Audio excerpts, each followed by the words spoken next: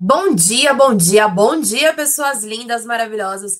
Bem-vindo ao nosso Clube do Livro Essencialismo. Estamos no nosso quarto dia. Meu nome é Aline Carvalho, eu sou terapeuta financeira, porque sabe aquele excesso de blusinha da Shine que tá aí? Minha amiga, é isso que tá minando as suas finanças. Mas não é só esse excesso de blusinha. Existem outros excessos, outros comportamentos, outras sobrecargas que estão levando as suas finanças embora. E você vai aprender um pouco mais sobre isso. A gente já tá, gente, na página 64, falando sobre que problema eu quero. E bora para a nossa leitura. Certa vez, Jim Collins, autor do clássico de administração Empresas Feitas para Vencer, ouviu de Peter Drucker que era possível desenvolver uma grande empresa ou desenvolver grandes ideias, mas não ambas ao mesmo tempo. Jim escolheu as ideias. Em consequência dessa opção de perder para ganhar, sua empresa só tem 3 funcionários em horário integral. Mas suas ideias chegaram a dezenas de milhões de pessoas por meio de seus livros. Por mais dolorosa que possa ser, as soluções de concessão constituem uma oportunidade importante, como nos obrigam a pensar as opções e selecionar estrategicamente a que for melhor para nós.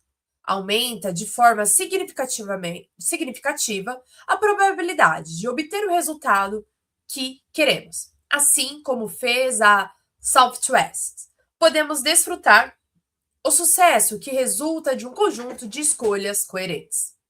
Observei um bom exemplo dessa abordagem numa viagem recente a Boston.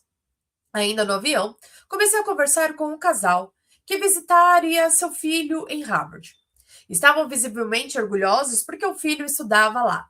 E fiquei curioso com a estratégia usada pelos pais e pelo rapaz para que fosse aceito lá. Eles disseram: Nós o fizemos experimentar várias coisas, mas assim que ficava claro que aquela atividade não extraía o máximo de seu potencial, conversávamos e o tirávamos dela. Esses pais essencialistas tinham decidido de maneira deliberada que a meta era ter o filho em Harvard e entenderam que esse sucesso exigia concessões estratégicas que o fizessem se destacar no que era realmente bom. E aí? Você está escolhendo o que te faz realmente boa ou aquilo que te deixa na média de todo mundo? E isso serve para roupas, comidas e tudo mais que você está escolhendo. Essa lógica também se aplica à nossa vida pessoal. Quando éramos casados, Anne e eu conhecemos alguém que, até onde sabíamos, tinha um casamento e uma família maravilhosos. Queríamos aprender com ele e lhe perguntamos: qual o seu segredo? Uma das coisas que nos contou foi que ele e a esposa tinham decidido não participar de nenhum clube ou grupo só de adultos. Eles simplesmente abriram mão disso para passar mais tempo com os filhos. Os essencialistas veem as soluções de concessão como parte inerente da vida, não como algo negativo. Isso é muito importante.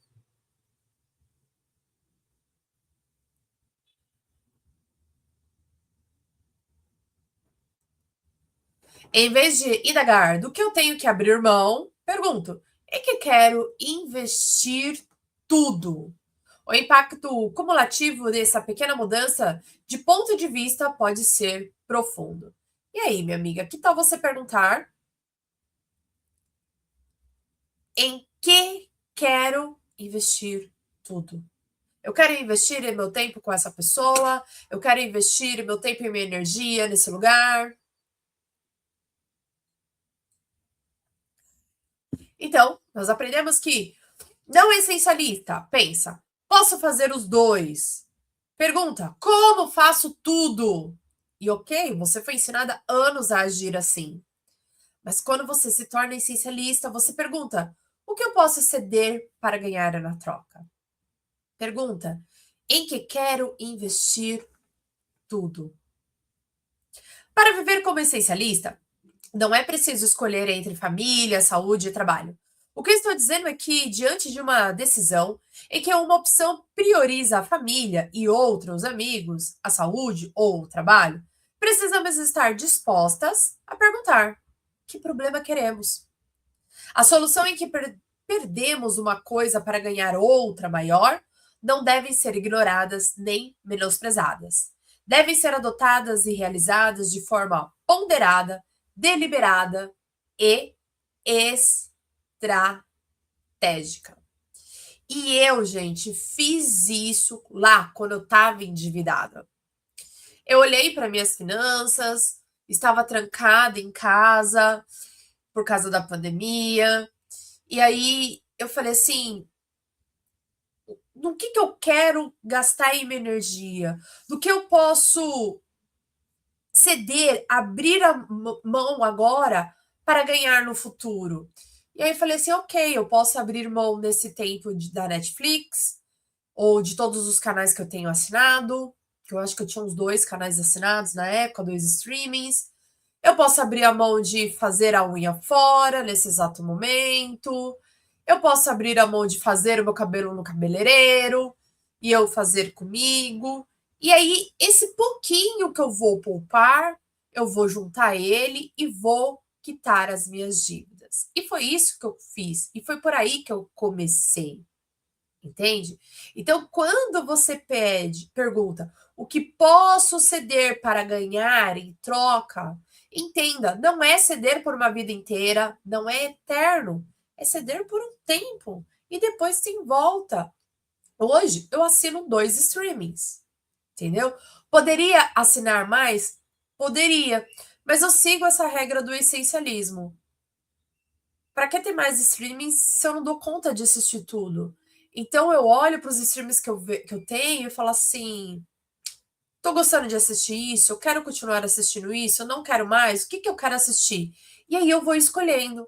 E aí eu me desprendo, mando ele embora, depois eu falo volta, e assim por diante. Por exemplo, agora vai ser o momento que eu vou cancelar a Netflix por um tempo e vou pegar a Globo. Porque tem alguns filmes lá que eu quero assistir. Mas como seria se você tivesse esse desprendimento? É só por um tempo. E quem tem filhos, trazer essa luz para os seus filhos.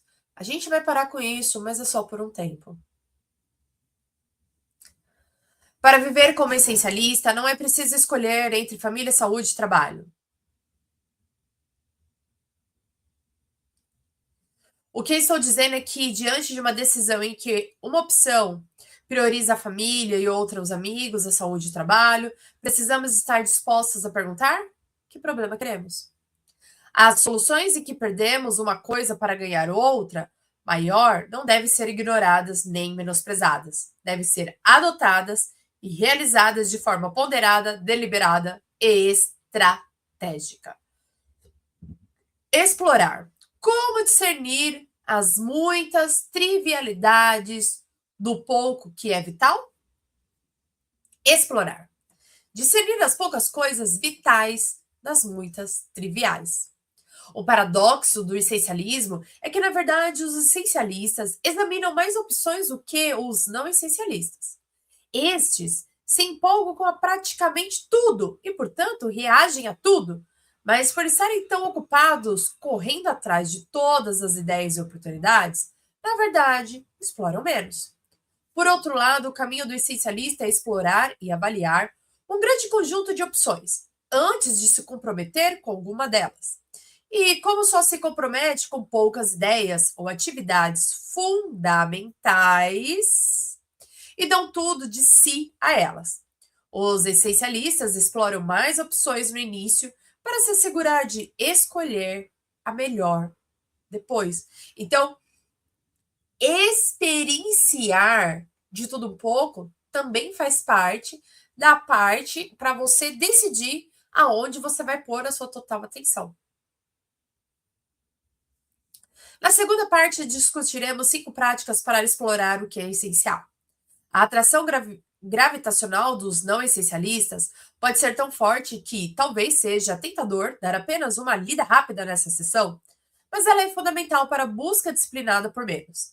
Para discernir o que é verdadeiramente vital, precisamos de espaço para pensar, tempo para examinar e escutar, permissão para brincar, sabedoria para dormir e disciplina para aplicar critérios seletivos às escolhas que fazemos. Ironicamente, esses aspectos, ter espaço, examinar, escutar, brincar, dormir e selecionar, podem ser considerados distrações triviais na cultura não essencialista. Na pior, são ridicularizados como prova de fraqueza e desperdício. Todos conhecemos pessoas extremamente ambiciosas e produtivas que pensam: é claro que eu adoraria reservar um horário na agenda só para pensar, mas não posso me dar esse luxo agora. Ou brincar? Quem tem tempo para isso? Estamos aqui para trabalhar. Ou, como o líder me disse num processo de treinamento, espero que a sua noite de sono tenha sido boa. Depois que começar aqui, você não terá muitas assim. Gente, que horrível. Se você acredita que viver sobrecarregado viver sobrecarregada é prova de produtividade, é provável que ache o espaço para explorar, pensar e refletir deve ser mínimo. Mas essas mesmas atividades são o antídoto para o excesso de ocupação não essencial que contamina tanta gente. Em vez de distrações triviais, elas são importantes para distinguir o que realmente é essencial daquilo que, na verdade, é uma distração trivial. Os essencialistas passam a maior parte do tempo possível explorando, escutando, debatendo, questionando e pensando. Mas essa exploração não é o fim em si. Seu propósito é discernir as poucas coisas vitais das muitas triviais. Eu lembro que quando eu estava na pós-graduação de gestão, os professores trazem muito os modelos orientais. E lá no Japão, né, ele fala que enquanto aqui no Brasil a gente fica 6 meses planejando para executar o projeto em 5 anos e o projeto ter várias mudanças, lá no Japão eles fazem ao contrário. Eles passam 3 anos planejando para executar em no máximo 2 anos. Entendeu? Então, ter mais tempo para planejar, prever, te ajuda a você não gastar tanta energia e tanto dinheiro realizando. E bora para o nosso capítulo 5. Escapar. Os benefícios de estar indisponível. Sem grande solidão, nenhum trabalho sério é possível. Pablo Picasso. Frank O'Brien é o fundador da Conversations, uma empresa de marketing em Nova York, que constou da lista de 500 empresas privadas que mais cresceram nos Estados Unidos, elaborada pela revista Inc. Em resposta ao ritmo frenético dos locais de trabalho de hoje em dia, ele adotou uma prática radical. Uma vez por mês, Frank reúne todos os 50 funcionários da sua empresa em uma sala durante o dia inteiro. Os telefones são proibidos? E-mails ilegais? Não há pauta. O propósito da reunião é simplesmente escapar para pensar e conversar. Veja bem, ele não faz essa reunião numa sexta-feira do meio do mês, quando a produtividade pode estar baixa. A reunião acontece toda primeira segunda-feira do mês. A prática também não é apenas uma disciplina interna. Até os clientes sabem que não adianta esperar que sejam atendidos durante essa segunda-feira sem ligações. Ele faz isso porque sabe que seu pessoal não conseguirá descobrir o que é essencial se estiver o tempo todo focado no trabalho. É preciso espaço para descobrir o que realmente importa. Ele escreveu: acho fundamental reservar um tempo para respirar, olhar em volta e pensar.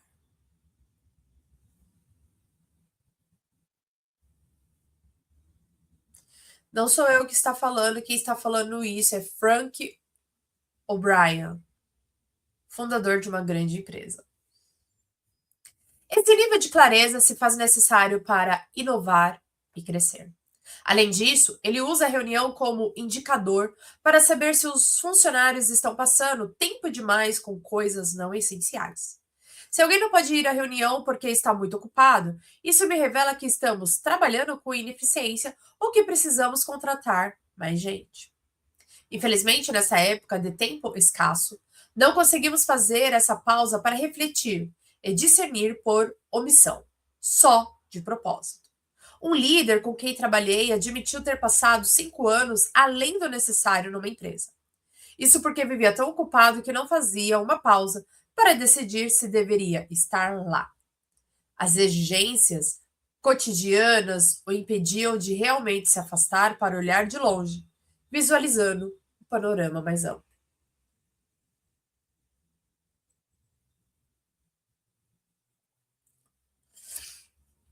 Do mesmo modo, um diretor importante de uma grande empresa global de tecnologia me disse que passa 35 horas por semana em reuniões.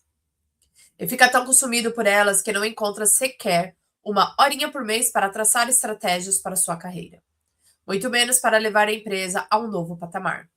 Em vez de se dar espaço para conversar e discutir o que está acontecendo e precisa acontecer, ele desperdiça o tempo com apresentações intermináveis e conversas enfadonhas em que nada de fato é decidido.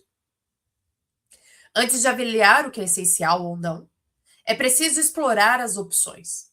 Enquanto os não essencialistas reagem automaticamente à última ideia, agarram a última oportunidade e respondem ao último e-mail, os essencialistas preferem criar espaço para explorar e ponderar. Não essencialista e essencialista. O não essencialista, ocupado demais para pensar na vida. O essencialista cria espaço para escapar e explorar a vida. Espaço para projetar. O valor de criar espaço para explorar foi enfatizado no meu trabalho com a D-School de Stanford, oficialmente o Instituto de Design Russell Platner da Universidade de Stanford. A primeira coisa que notei quando entrei na sala onde deveria dar um curso foi a falta de carteiras tradicionais. Em vez disso, havia cubos de espuma para se sentar, por sinal, bastante desconfortáveis, como logo descobri. Como quase tudo na D-School, isso é feito de propósito. Nesse caso, os cubos estão ali para que, depois de alguns minutos, empoleirados com desconforto, os alunos se levantem, caminhem e interajam, e não só com os colegas sentados à direita e à esquerda. E este é o ponto importante. A escola usou o espaço físico para estimular novas maneiras de pensar e se relacionar. Também, com esse fim, foi criado um esconderijo chamado Both Nor, a cabine negra. É uma salinha projetada deliberadamente para conter no máximo 3 pessoas. Não tem janelas e a prova de som e de propósito, livre de distrações. De acordo com Scott Dorley e Scott Whiffle, do livro Make Space, Abre Espaço, ele vai além do Lawn Tech, sem tech. Está escondida no andar térrea e, como ressaltam Dorley e o Whiffle, não fica no cantinho de lugar nenhum. A única razão para ir lá é pensar. Nesse espaço criado para pensar e focalizar, os alunos podem se afastar para enxergar com mais clareza.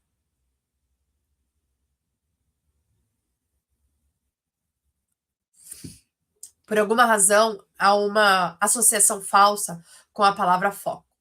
Como no caso da escolha, todos tendem a pensar que foco é uma coisa. Sim, foco é algo que temos, mas também é algo que produzimos. Para ter foco é preciso escapar para criar o foco. Quando falo de criar foco, eu não quero dizer apenas escolher uma questão ou possibilidade e pensar nela obsessivamente. Quero dizer abrir espaço para explorar uma centena de questões e possibilidades. Numa reunião recente na D-School, em outra sala sem mesas nem cadeiras, mas com 4 bancos no chão e o teto coberto por post-it de todas as cores inimagináveis, me encontrei com Jeremy Utley. Ele é meu parceiro no desenvolvimento de um novo protótipo de curso que, num momento de genialidade, Jeremy chamou de projetar a vida essencialmente. O único propósito do curso é criar espaço para os alunos projetarem a própria vida. Toda semana eles têm na agenda uma desculpa para pensar. São forçados a desligar os computadores e smartphones e acionar o potencial total da mente. Realizam exercícios para aprender deliberadamente a discernir o pouco que é essencial do muito que é apenas bom. Não é preciso estar na school para praticar esse hábito. Todos podemos aprender a criar mais espaço em nossa vida. Espaço para se concentrar. Um executivo amigo meu é inteligente e motivado, mas vive se distraindo. É comum encontrá-lo no Twitter, no Gmail, no Facebook, em vários bate-papos online ao mesmo tempo. Certa vez, na tentativa de criar um espaço sem distrações, pediu ao assistente que desconectasse o cabo de internet do seu computador. Mas mesmo assim encontrou várias maneiras de ficar online. Portanto, quando precisou terminar um projeto muito grande, recorreu a medidas drásticas. Deixou o celular com alguém e foi para um hotel sem acesso à internet. Depois de 8 semanas de confinamento quase solitário, conseguiu concluir o trabalho. É um ato triste saber que esse executivo tenha sido forçado a tomar uma medida dessas. Mas, embora o método seja extremado, não posso questionar a intenção dele. Sabia que, para dar a máxima contribuição a uma tarefa, precisava criar espaço para desbloquear o pensamento.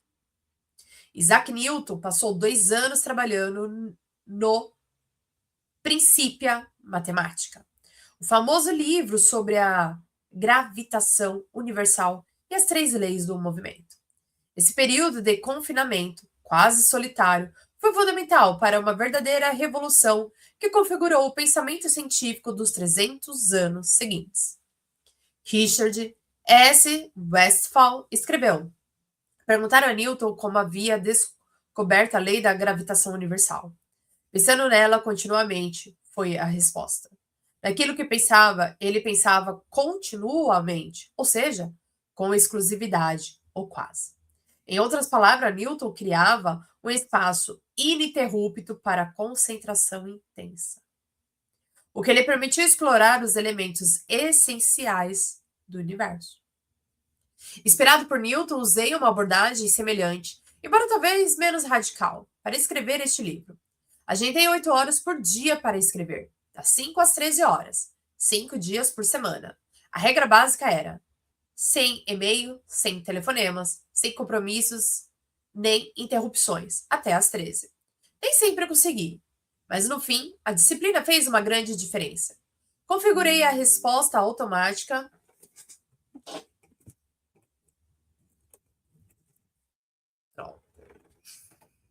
Configurei a resposta automática dos e-mails para dizer que eu estava em modo monge até terminar o livro.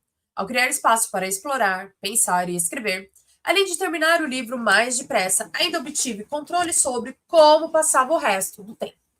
Parece óbvio, mas quando foi que você reservou tempo no dia cheio para simplesmente se sentar e pensar?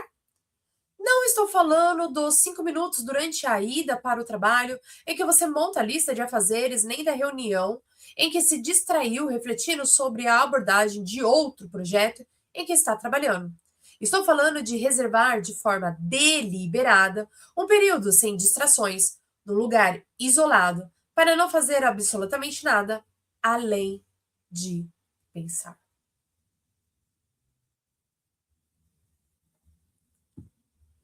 É claro que hoje, nesse mundo com excesso de estímulos, isso está mais difícil do que nunca. Outro dia, um líder me perguntou pelo Twitter: consegue se lembrar de como era ficar entediado? Isso não existe mais. Ele tem razão. Alguns anos atrás, se fosse preciso esperar no aeroporto, o voo atrasado ou aguardar na sala de espera do médico, o mais provável era ficar lá, sentados, fitando nada, cheios de tédio. Hoje, quem aguarda no aeroporto ou em salas de espera fica grudado na ferramenta tecnológica preferida. É claro que ninguém gosta de ficar entediado, mas quando abolimos toda a oportunidade de nos entediar, também abrimos mão do tempo que temos para pensar e processar. Eis outro paradoxo. Quanto mais rápida e assoberbada é a vida, mais precisamos encontrar tempo para pensar. E quanto mais ruidosa fica a situação, mais precisamos construir espaços silenciosos de reflexão, nos quais consigamos realmente focalizar determinada questão. Por mais ocupado que você se considere, sempre é possível arranjar tempo e espaço para pensar durante o seu dia de trabalho. Jeff Weiner, presidente executivo do LinkedIn, por exemplo, reserva para isso até 2 horas na agenda todos os dias. Eles a dividem em períodos de 30 minutos. É uma prática simples, desenvolvida quando as reuniões seguidas o deixavam pouco tempo para processar o que acontecia ao seu redor. A princípio pareceu um luxo, um desperdício de tempo, mas ele acabou descobrindo que era a sua ferramenta de produtividade mais valiosa.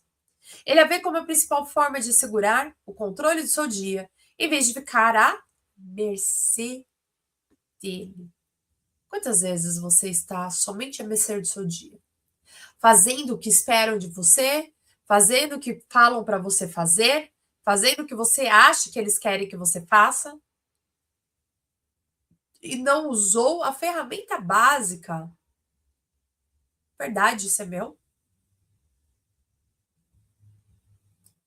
Nesse espaço, Jeff consegue pensar nas questões essenciais.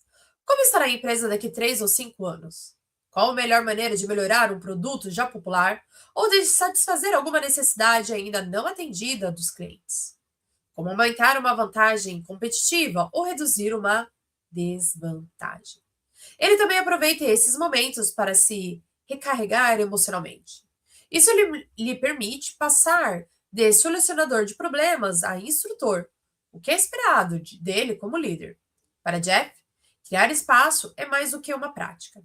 Ele testemunhou o efeito da busca indisciplinada por mais sobre as empresas e a vida dos executivos. Portanto, para ele, isso não é só um slogan nem frase da moda, é uma filosofia.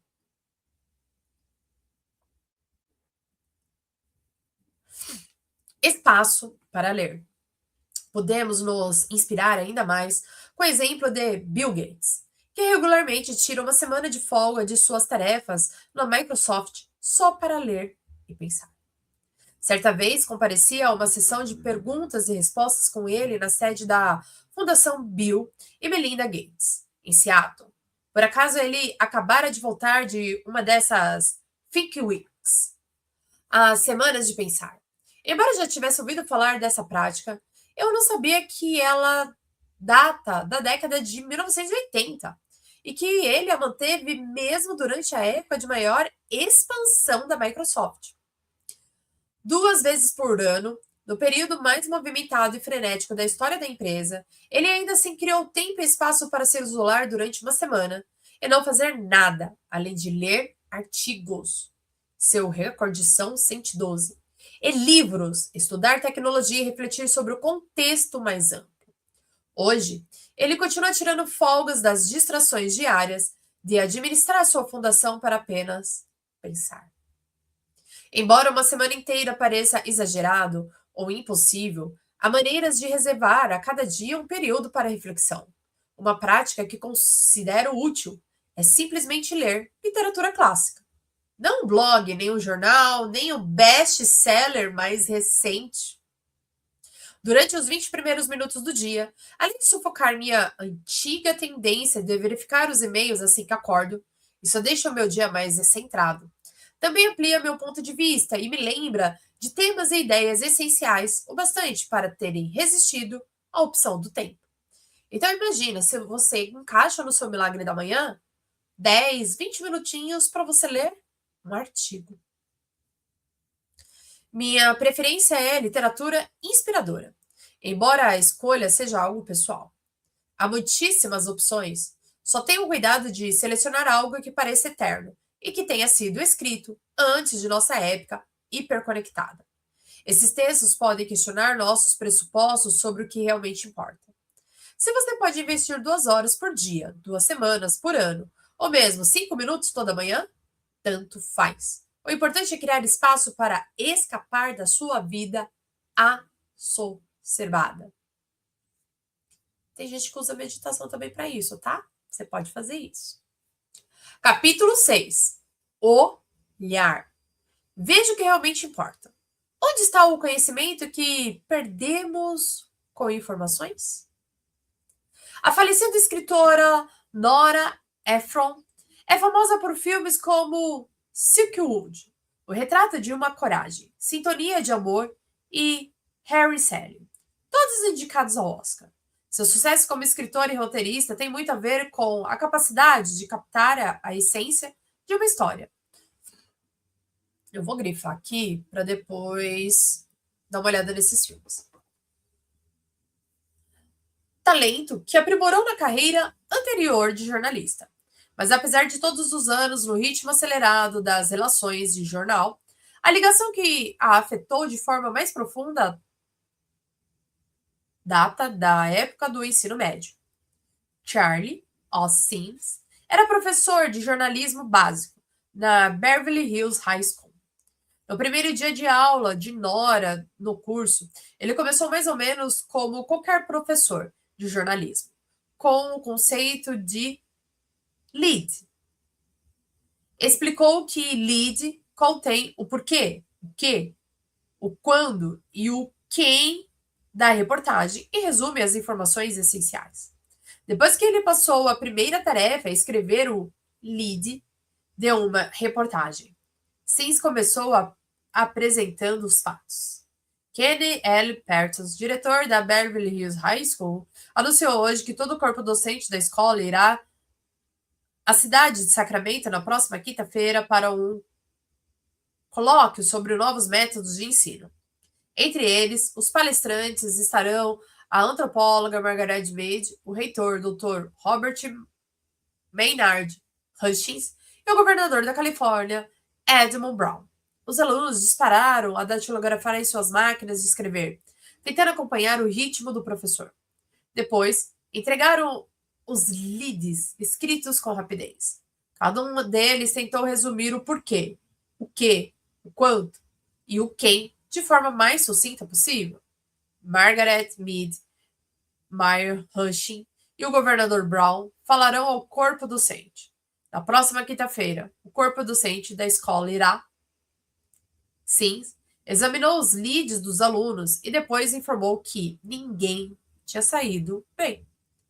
O lead da reportagem disse ele era: não haverá aula na quinta-feira. Esse é o resumo, né? Naquele instante, recorda Nora, percebi que jornalismo não era apenas vomitar fatos, mas perceber o principal. Vamos lá? Jornalismo não é vomitar fatos, mas perceber o principal. Eu sei, hoje em dia vocês estão vendo coisas diferentes, mas vamos continuar. Não basta saber quem, o que, quando e onde era preciso e onde. Era preciso entender o que esses dados significavam e por que eram importantes. E acrescentou: ele me ensinou algo que funciona tão bem na vida quanto no jornalismo. Em todos os conjuntos de fatos está oculto algo essencial. E o bom jornalista sabe que encontrá-lo exige explorar informações e descobrir as relações entre elas, tornando-as explícitas. Significa construir o todo a partir da soma das partes e entender como essas peças diferentes se encaixam para serem importantes para alguém.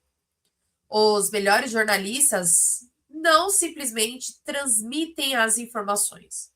Seu mérito é descobrir o que realmente importa para as pessoas. Você já se viu perdido e inseguro sem saber em que se concentrar?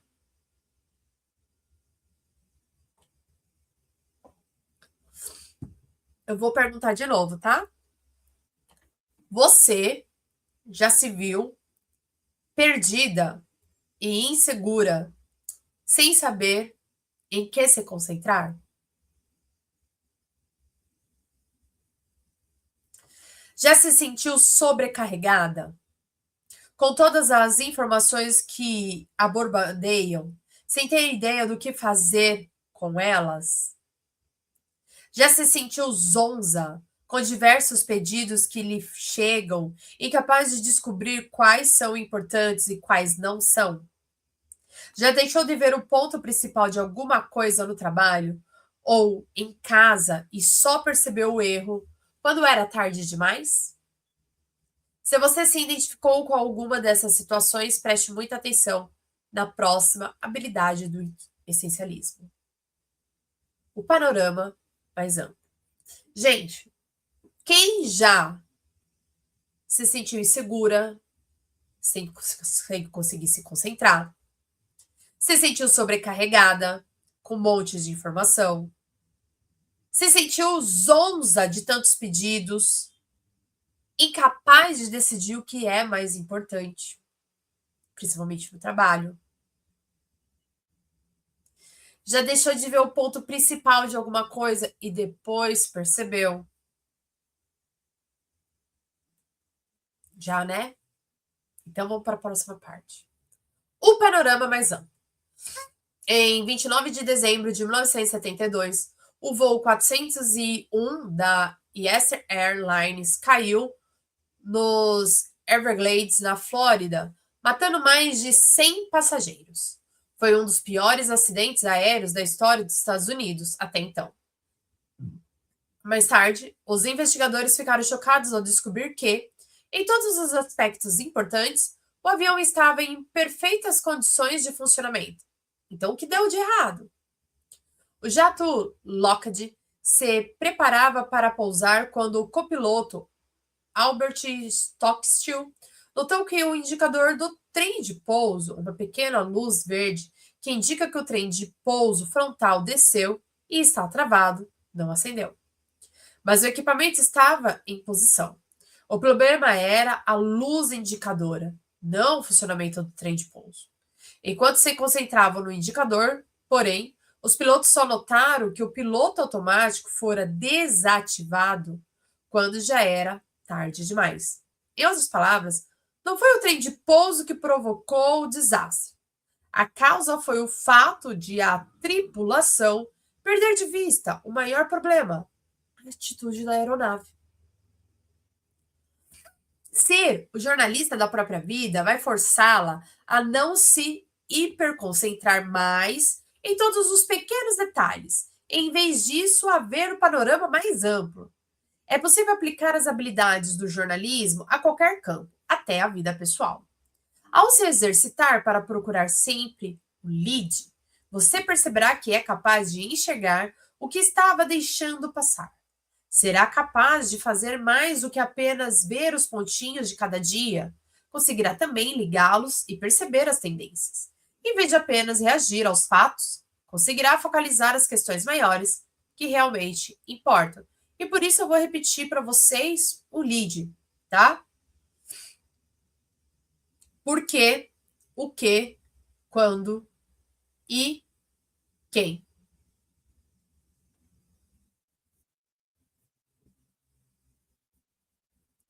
Filtro para as coisas fascinantes. Sabemos instintivamente que não podemos explorar todas as informações que encontramos na vida. Para discernir o que é essencial explorar, temos que ter disciplina ao examinar e filtrar todos os fatos, opções e opiniões conflitantes e divergentes que competem o tempo todo por nossa atenção. Recentemente conversei com Thomas Friedman, colunista do New York Times e jornalista premiado, sobre a filtragem das informações essenciais em meio ao ruído não essencial. Antes de nos encontrarmos, ele participara de um almoço com as fontes de uma coluna que escrevia. A princípio, alguém achou que ele não estava atento aos comentários feitos à mesa, mas ele estava escutando. Absorvia toda a conversa. Simplesmente filtrava tudo e só ficava o que realmente lhe chamava atenção. Depois, tentava ligar os pontos e fazia muitas perguntas apenas sobre o que lhe despertara interesse. Os melhores jornalistas, como depois Friedman me contou, escutavam o que os outros não ouvem. No almoço, ele se concentrava em escutar mais o que não era dito.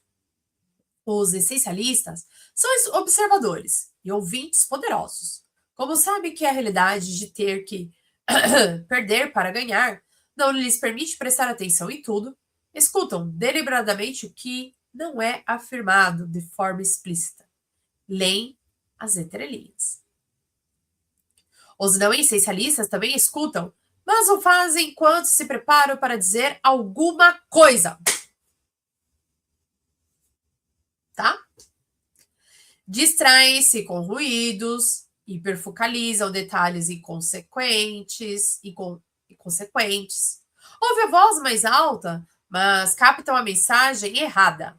Ansiedade para reagir, deixa de ver o principal. Em consequência, usam uma metáfora de C.S. Lewis. Podem sair correndo com extintores de incêndio em épocas de inundação. Não captam o lead. E aí, quem que você está sendo?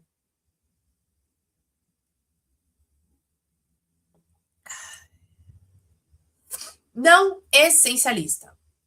Presta atenção na voz mais alta, ouve tudo que é dito, fica sobrecarregado com tanta informação. O essencialista presta atenção nos sinais em meio ao ruído, ouve o que não é dito, examina para achar a essência da informação. No caos do local de trabalho moderno, com tantas vozes altas à nossa volta, nos puxando em várias direções, mais do que nunca é importante aprender a resistir ao canto de sereia das distrações e manter olhos e ouvidos atentos aos furos de reportagem. Eis algumas maneiras de explorar o seu jornalista interior. Faça um diário. Uma das maneiras mais óbvias e eficazes de se tornar jornalista da própria vida é simplesmente manter o diário. Aliás, antigamente os jornais eram mesmo conhecidos como diários. A triste realidade é que nós, seres humanos, somos criaturas esquecidas. Teste essa teoria agora mesmo, tentando recordar o que comeu 2 semanas atrás, no jantar de quinta-feira. Ou se pergunte a quantas reuniões compareceu 3 semanas atrás, na segunda-feira. A maioria falha nesse exercício. Pense no diário como um dispositivo de armazenamento para fazer backup do disco rígido defeituoso do cérebro. Como já me disseram, o lápis mais fraco é melhor do que a memória mais forte. Nos últimos 10 anos, tenho feito meu diário utilizando um método contraintuitivo, porém eficaz. É simples. Escrevo menos do que tenho vontade de escrever. Geralmente, quem começa a fazer um diário escreve páginas e páginas no primeiro dia. Aí, no segundo dia, a ideia de escrever tudo aquilo é assustadora e a pessoa passa a procrastinar ou abandona o exercício. Assim, aplique também ao diário o princípio de menos, porém, melhor. Evite escrever muito, até que o registro diário se torne um hábito. Também sugiro que dê 3 em 3 meses, mais ou menos, você reserve 1 hora para ler o seu diário daquele período. Mas não se concentre demais nos detalhes, como a reunião de orçamento de 3 semanas atrás ou o macarrão de jantar da quinta-feira passada. Concentre-se nos padrões ou tendências mais amplos. Capte a manchete. Procure o lead de seu dia, sua semana, sua vida. Mudanças que acontecem aos pouquinhos são difíceis de ver no momento, mas com o tempo pode ter um imenso efeito cumulativo. Vá a campo. E aí, gente, que tal o seu desafio dessa semana? Vocês fazerem o diário de vocês. Seguindo o lead. Vamos lá, esse é o desafio da semana. Vá a campo. Jane Chen cursava uma matéria da D-School chamada Projetos de Baixíssimo Custo. Sua turma foi desafiada a projetar uma incubadora de bebês por 1% do custo tradicional, que era de $20 mil.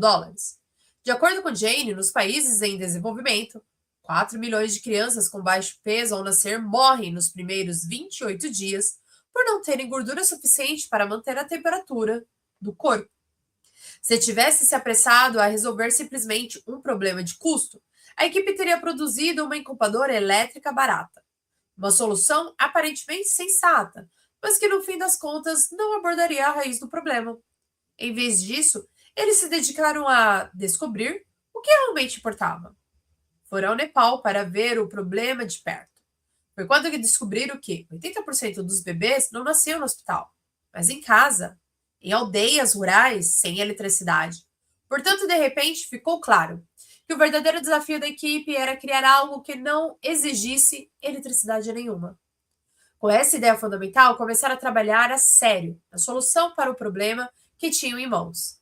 Finalmente, Jane e os 3 colegas de equipe abriram uma empresa sem fins lucrativos chamado Embras, abraço, e criaram o Embrace Nest, o ninho do abraço, que usa uma substância cerosa que é aquecida em água e colocada num envoltório em forma de saco de dormir, é capaz de esquentar o bebê durante até 6 horas. Por terem ido a campo para explorar totalmente o problema, conseguiram esclarecer melhor a questão. E, por sua vez, focar os detalhes essenciais, que, em última análise, lhes permitiriam dar a maior contribuição à solução do problema. E aí, você está se permitindo olhar para os seus problemas, igual esses alunos que foram lá para o Nepal para olhar para o problema de verdade? Ou você está no outro grupo que, ok, você quer uma incubadora barata, eu vou fazer uma incubadora barata e não vou olhar a raiz do problema. E isso é sobre finanças.